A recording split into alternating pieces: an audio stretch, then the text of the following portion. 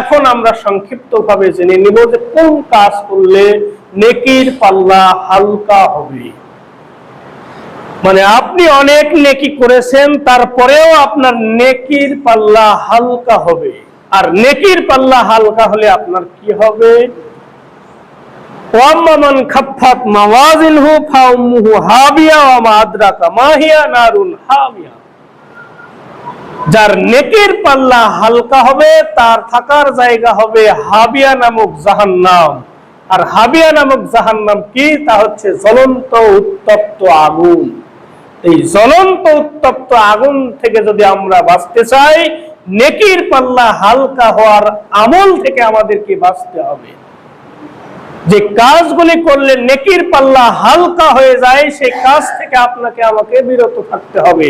আসুন জেনে নেই সেই কাজগুলি কি। তার প্রথম কাজ হচ্ছে রিয়া, লৌকিকতা, লোক দেখানো ইবাদত। তার মানে মানুষ আল্লাহ তাআলাকে খুশি করার জন্য, তাকে সন্তুষ্ট করার জন্য মানুষ ইবাদত বন্দেগী করবে। এর বিপরীত যদি হয় যে মানুষ মানুষকে খুশি করার জন্য কোনো কাজ করবে, মানুষ লোক দেখানোর জন্য বেশি ইবাদত করবে, মানুষ মানুষকে দেখানোর জন্য কোনো আমল কাজ ভালো কাজ করবে, সেইটা যদি রিয়া হয়ে যায়, লৌকিকতা হয়ে যায়, ছোট শিরক হয়ে যায়, তাহলে তার নেকির পাল্লা হালকা হবে। রাসূল সাল্লাল্লাহু আলাইহি সাল্লাম বলেন যে আমি তোমাদের উপরে যে জিনিসটা ভয় করি সেটা হচ্ছে ছোট শিরক। সাহাবীরা প্রশ্ন করলেন, আল্লাহর রাসূল ছোট শিরক কি? তখন রাসূল সাল্লাল্লাহু আলাইহি সাল্লাম বললেন যে লৌকিকতা, লোক দেখানো ইবাদত। মানুষ তাকে বেশি ইবাদতকারী বলবে, বেশি দানশীল বলবে, বেশি তাহাজ্জুদ গুজার বলবে, বেশি সিয়াম পালনকারী বলবে, মানুষ যাতে বলে এই জন্য সে বেশি বেশি ইবাদত করে। যদি মানুষকে দেখানোর জন্য কোনো ইবাদত করে সেটা হচ্ছে ছোট শিরক। আর এই ইবাদত করে কিয়ামতের মাঠে নেকির পাল্লা ভারী হওয়ার বিপরীতে তার জন্য হালকা হবে। তো এজন্য আমাদের ইবাদত করতে হবে একমাত্র আল্লাহ তাআলাকে খুশি করার জন্য। মানুষকে দেখানোর জন্য কোনো ইবাদত করা যাবে না, সেই ইবাদত করা থেকে বিরত থাকতে হবে। বলছিলাম যে রিয়া আরবি শব্দ, এর অর্থ হচ্ছে লৌকিকতা। তো আমাদের মুসলিম সমাজে কিছু মেয়েদের, মহিলাদের নাম দেখা যায় যার নাম রিয়া। মানুষ সুন্দর মনে করে যে আরবি শব্দ হলেই মনে হয় ভালো, যে রিয়া শব্দের অর্থ হচ্ছে লৌকিকতা। আমরা না জেনে, এর অর্থ না জেনে মানুষ আমাদের মেয়ের নাম রেখে দিয়েছে রিয়া। এই নামগুলি পরিবর্তন করা উচিত এবং ভবিষ্যতে এগুলি নাম রাখা থেকে বিরত রাখতে হবে।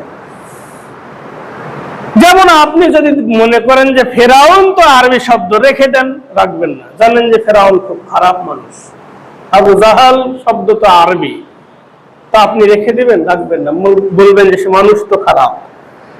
আরবি শব্দ হলেই যে নাম রাখতে হবে এটা থেকেও আপনাকে বিরত থাকতে হবে। যেমন একটা শব্দ নাম হাসাদ, সূরা ফালাকের শেষে যে শব্দ রয়েছে হাসাদ, যে ওই হাসাদ শব্দের অর্থ হচ্ছে হিংসুক। আমরা সমাজে অনেক মানুষের নাম দেখতে পাই যে নামটা কি হাসাদ।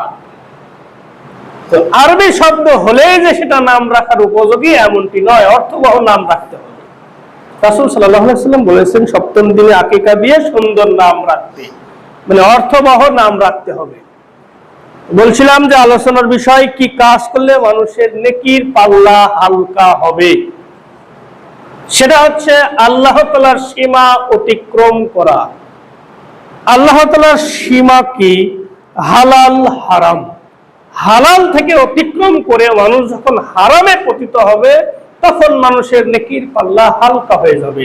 রাসূল সাল্লাল্লাহু আলাইহি সাল্লাম বলেন যে তোমাদের মধ্য থেকে, তোমাদের সম্প্রদায়ের মধ্য থেকে, তোমাদের গোষ্ঠীর মধ্য থেকে, তোমাদের বংশের মধ্য থেকে এমন কিছু লোক আবির্ভাব হবে, এমন কিছু লোক আসবে যারা খুব ইবাদত বন্দেগী করবে, ইবাদত বন্দেগী নিয়ে কিয়ামতের মাঠে আল্লাহ তাআলার সামনে উপস্থিত হবে, অথচ আল্লাহ তাআলা তার সেই নেকিগুলিকে ধুলিকণায় পরিণত করে দিবেন।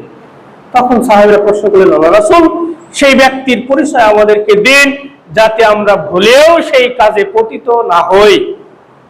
তখন রাসূল সাল্লাল্লাহু আলাইহি সাল্লাম বললেন যে মানুষ রাতে ইবাদতে মগ্ন থাকবে, এরপরে যখন মানুষ গোপনে একাকিত থাকবে তখন মানুষ হারাম কাজে পতিত হবে, পাপ কাজে লিপ্ত হবে। রাসূল সাল্লাল্লাহু আলাইহি সাল্লাম বলেন যে মানুষ যখন গোপনে পাপ কাজে, অন্যায় কাজে, অশ্লীলতার কাজে নিমজ্জিত হবে, কিয়ামতের মাঠে তার নেকির পাল্লা হালকা হবে। তার মানে যতগুলি ইবাদত বন্দেগী করে আল্লাহ তাআলার সামনে উপস্থিত হবেন, আল্লাহ তাআলা সেই নেকিগুলি ধুলিকণায় পরিণত করে দিবেন। কেন? সেই ব্যক্তি গোপনে অন্যায় কাজে, হারাম কাজে নিমজ্জিত হয়েছিল, পতিত হয়েছিল। এই জন্য আল্লাহ তাআলা মানুষের ভালো আমলকে ধুলিকণায় পরিণত করে দিবেন। কেন? যে মানুষ গোপনে অন্যায় কাজে নিমজ্জিত হয়েছিল, পতিত হয়েছিল। তো এজন্য যদি আমরা কিয়ামতের মাঠে নেকির পাল্লাকে হালকা করতে না চাই, তাহলে আমাদেরকে গোপনে পাপ থেকে, গোপনীয় পাপ থেকে আমাদেরকে দূরে থাকতে হবে। আল্লাহ তাআলা সেই তৌফিক আমাদেরকে দান করুন, আল্লাহুম্মা আমিন। নেকির পাল্লা হালকা করার আর কি আমল, আর কি কাজ?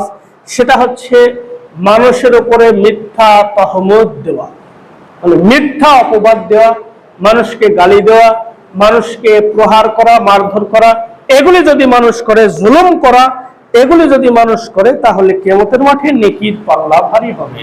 রাসূল সাল্লাল্লাহু আলাইহি সাল্লাম তার সাহাবীদেরকে বললেন, হে আমার সঙ্গী সাথীরা, তোমরা কি বলতে পারো মুফলিস কে, নিঃস্ব ব্যক্তিকে? তখন সাহাবীরা বললেন, আল্লাহর রাসূল, নিঃস্ব ব্যক্তি হচ্ছে সেই যার দিনার দিরহাম কিছুই নেই, অর্থ সম্পদ কিছু নেই, টাকা পয়সা কিছু নেই, সেই ব্যক্তি হচ্ছে নিঃস্ব, অসহায়। তখন রাসূল সাল্লাল্লাহু আলাইহি সাল্লাম বলছেন, নিঃস্ব সেই ব্যক্তি নয়, নিঃস্ব সেই যেই কিয়ামতের মাঠে অনেক নেকি নিয়ে উপস্থিত হয়েছে, কিন্তু তার বিরুদ্ধে অভিযোগ রয়েছে। আল্লাহ তাআলার সামনে মানুষ এসে উপস্থিত হয়ে বলবেন, হে আল্লাহ, অমুক ব্যক্তি আমার প্রতি জুলুম করেছিল। কেউ এসে বলবে আমাকে গালি দিয়েছিল, কেউ এসে বলবে আমাকে হত্যা করেছে, কেউ বলবে যে আমার সম্পদ অন্যায়ভাবে দখল করে নিয়েছে। এর বিনিময়ে তার নেকি থেকে তাদেরকে দিয়ে পরিশোধ করা হবে।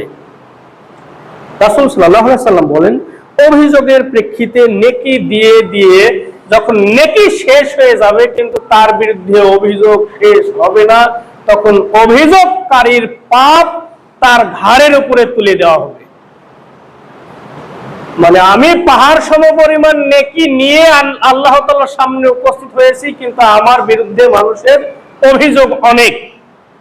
এই অভিযোগের প্রেক্ষিতে আমার সমস্ত নেকি শেষ হয়ে গেছে, মানুষকে দিতে দিতে বা পরিশোধ করতে করতে আমার আর নেকি নেই। এরপর রাসূল সাল্লাল্লাহু আলাইহি সাল্লাম বলেন যে অভিযোগের প্রেক্ষিতে নেকি দিয়ে যখন শেষ হয়ে যাবে, নেকি আর নেই, তখন অভিযোগকারীর যে পাপ রয়েছে, পাপ আমার কাঁধে তুলে দেওয়া হবে। মানে আমার আমল নামায় সে পাপটা এসে যোগ হবে আর তার আমল নামা থেকে পাপ কেটে দেওয়া হবে। মানে আমি যে আমল করেছি ভালো আমল, এর বিনিময়ে আমি জান্নাতে যাব, এটা তো আমার ভালো আমল চলে গেল, পাশাপাশি অন্যের পাপ নিয়ে আমাকে জাহান্নামে যেতে হবে।